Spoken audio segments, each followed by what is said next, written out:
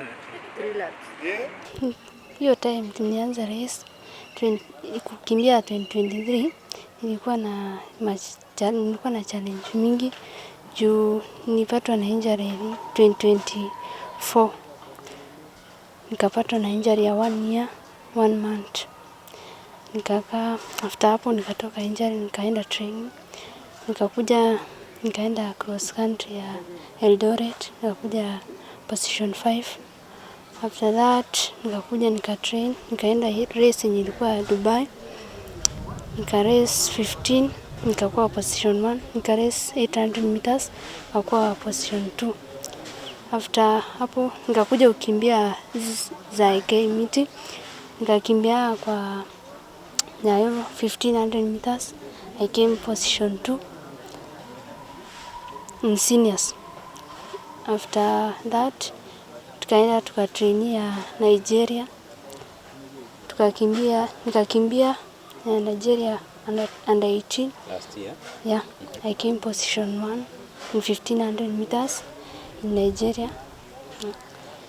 After Nigeria tukakuja tukatrainia cross country.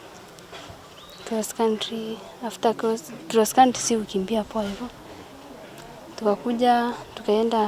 Tukakuja tukatrain, kocha akatutafutia race kwa South Africa. Tukaenda 1 week, tukakuja tukakaa after tumefunga shule. Tukaenda 2 weeks, tukarudi, tukakuja tukatrain. Sasa tukaongojea World Under 20. Nilienda South Africa nikakimbia race 3 kama ilikuwa 4. Tukarudi sasa tukakuja kutrainia Under 20. Tukamaliza Under 20, nikaingia position 2.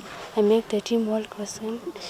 It's not World Cross Country, World Under 20. Nika make team, nilikuwa position 2 1500. Na after hapo tukaenda Morocco. Nikaingia position 1, position 10 Diamond League. Nikakimbia time ya 4:03 in 1500 meters. Ilikuwa challenge, sijai kimbia Diamond League. This is my first time. But I na dream nilikuwa ni mimi nakuja kubreak hiyo record ya Faye ya 50. Yaani tunashukuru Mungu kwa maana ameonekania kila mmoja, kila mtu anakuja. Junior 1 year only by 2027 2028 maybe nitakuwa senior.